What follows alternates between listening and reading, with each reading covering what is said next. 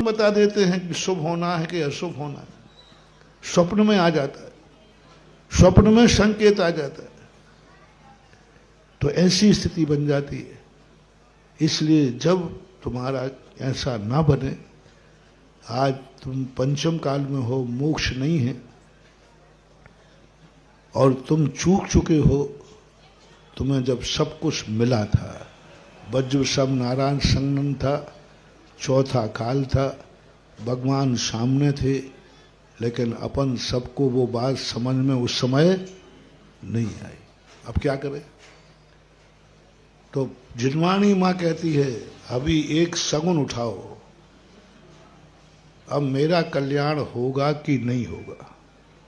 एक तो हम चूक गए, अब दोबारा मौका मिलेगा कि नहीं मिलेगा। ओहो, बहुत बड़ी बात।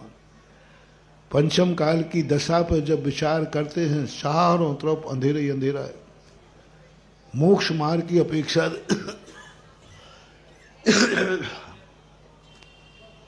कुछ भी कहीं नहीं है। तो ऐसा लगता है कि अब हमारा कल्याण होगा कि नहीं होगा। हमने जो गलती कर ली है उसका पुनरावृत्ति, भूल चूक लेना देना, हम क्षमा मांगने को तैयार हैं, हम गलती स्वीकार करने को तैयार हैं। हमें एक बार और मौका मिल जाए।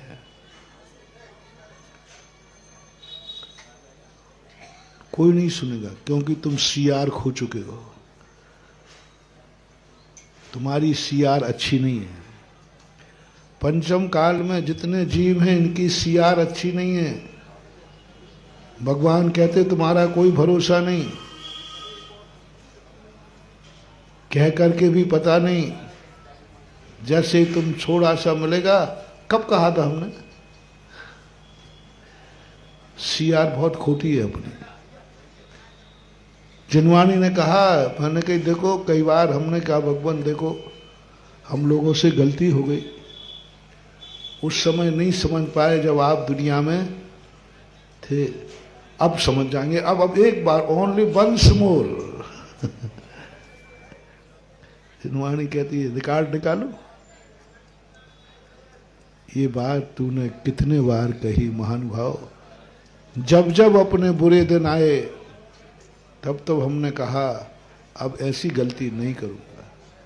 हर जेली जेल में जाने के बाद कहता है अब गलती नहीं करूंगा, और बाहर आने के बाद फिर नरकों में अपन सब ने अनंतों बार कहा बस भगवान एक बार मनुष्य पर आया, बस एक बार, अब गड़बड़ नहीं करूंगा, अब गड़बड़ नहीं करूंगा, बस एक बार मुझे मनुष्य पर्याय दे दो। हम कुछ भी गड़बड़ नहीं करेंगे, सीधे मुनि बन करके ध्यान करके मोक्ष जाएंगे। सुन रहे हो ना? तुम्हारी सीआर बता रहा हूं।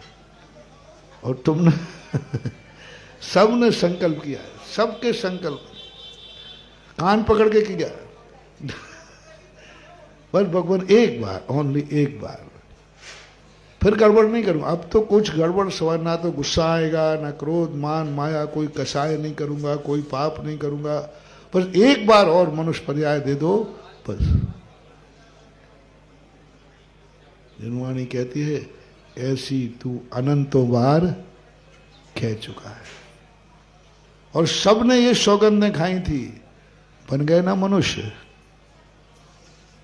अब बोलो क्या भाव है? तुम्हारी सौगंध, मैं अपनी बात कुछ नहीं कह रहा हूं। तुमने सौगंध खाई थी कि 8 वर्ष अंतर मुहूर्त के होते महाराज मैं कुछ नहीं करूंगा, सीधा मुनि बनूंगा।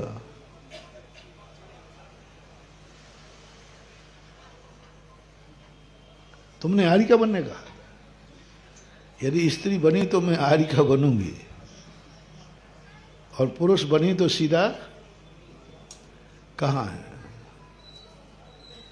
फिर भी एक मौका और दे रहा हूं, एक सगुन तुम्हारी भव्यता की परख करता हूं कि अब तुम्हें ये दोबारा मौका मिलेगा कि नहीं, तुम्हारा कल्याण होगा कि नहीं।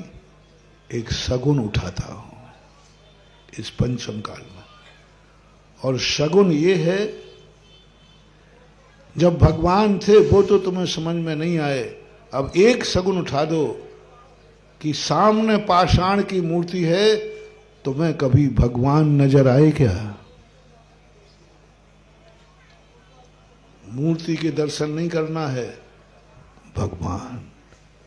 ऐसी अनुभूति हो जाए मैं भगवान का दर्शन कर रहा हूं, मैं भगवान का अभिषेक कर रहा हूं, मैं भगवान की पूजा कर रहा हूं, मैं मूर्ति का मंदिर नहीं बना रहा हूं, मैं भगवान का मंदिर बना रहा हूं। बस तुम्हारे लिए भगवान ही भगवान दिखने लग जाए। पिताजी तो है नहीं, यही तो मेरे पिताजी है। कहां है भगवान? यही तो मेरे भगवान। बस मूर्ति नहीं आना चाहिए। किसका ध्यान कर रहे हो? भगवान। किसका दर्शन कर रहे हो? किसका अभिषेक कर रहे हो? किसको आप पूजा कर रहे हो? मंदिर किसका बना रहे हो? बस इतना सा भाव तुम्हारी आत्मा में प्रकट हो जाए, जाओ शगुन हो गया, तुम्हें फिर से भगवान का दर्शन होगा। और फिर तुम्हारे लिए मौका मिला। मंगलाचरण हो गया ना, शगुन हो गया, क्योंकि हमें पाषाण में भगवान दिख गया। मैं भगवान का मंदिर बना रहा हूं, मैंने भगवान को पहचान लिया। इसलिए आज अपन लोग, हमें निमित्त की जरूरत नहीं है, जरूरत है बाहे तरोपादि समग्र तेयम कारे श्रुति द्रव्य गत स्वभाव। ये स्वभाव बन गया। यद वस्तु आए हम गुण दोष सूते। अब गुणों को प्रकट करना है तो हमें बाह्य वस्तु, जो मैंने कहा था, अध्यात्म वृत्ति में चले जाओ, तुम्हारी ऐसी शक्तियां जागेंगी कि तुम्हें किसी की जरूरत नहीं पड़ेगी, सारी दुनिया को तुम्हारी जरूरत पड़ेगी। लेकिन वो अवसर तो आपने खो दिया। ऐसे महान बनने का अवसर तो खो दिया। अब एक और है, यद वस्तु बाह्यम गुण दोष सूत्र। कौन सी वस्तु से आपके गुण जागते? कौन सी वस्तु से आपके मन में शांति आती? कौन सी बाह्य वस्तु के माध्यम से आपके पाप छूटते? अब इस पंचम काल में हमें देव शास्त्र गुरु चाहिए। अब उनका सहारा ले लो, उनका आलम्बन ले लो, जिनको देखकर, जिनकी बात सुनकर, जिनके दर्शन करने से हमारे परिणाम निर्मल होते हो। बस अब उनको पकड़ो। तुम स्वयं तो अब निर्मल हो नहीं पाओगे, क्योंकि पंचम काल। अब दूसरा तरीका है कि तुम उनको दर्शन करो, उनकी संगति पाओ, जिनके दर्शन करने से तुम्हारे परिणाम निर्मल हो जाए, शांति आती है।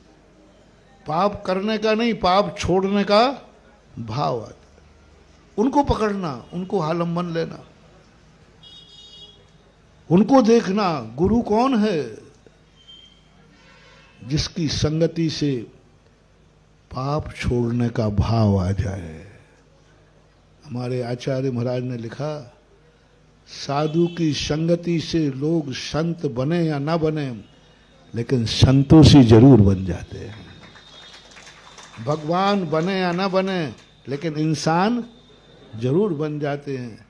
मुनि की संगति से तुम मुनि बनो या ना बनो, लेकिन सच्चे श्रावक जरूर बन जाते। गुरु की संगति पाकर गुरु बने कोई नियम नहीं है, लेकिन गुरु की संगति से कम श्रावक बनने का भाव तो आता ही है।